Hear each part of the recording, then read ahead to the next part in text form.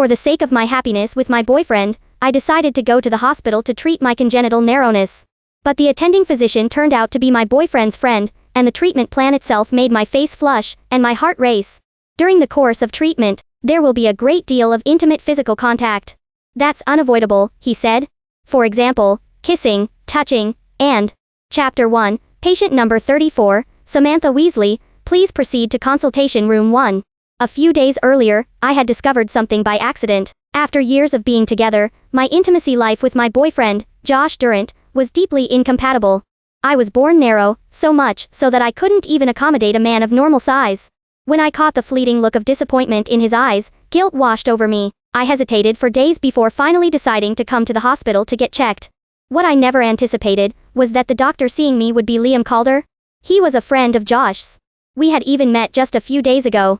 Miss Weasley, there are still many patients waiting behind you. Please come in first. His pleasant voice pulled me back to my senses, and my first instinct was to run. Well, doctor, I suddenly have something urgent too. Miss Weasley, are you questioning my professional ethics? Seeing the displeasure on Liam's face, I fell silent and reluctantly stepped inside. Every time we'd met before, he had been Josh's friend. He had always been polite and gentle, always calling me by name. Now, that identity had abruptly shifted, we were now doctor and patient. The change made me unbearably awkward. I lowered my head, too embarrassed to look at him. In the quiet consultation room, the only sound was the soft rustle of pages as he flipped through my medical file. Liam studied it for a long time before speaking. The information in your file isn't detailed enough. I'll need to communicate directly with you about some more specific details. I nodded with a flushed face, signaling my understanding. Then tell me carefully what happened that night, and the outcome. His words startled me.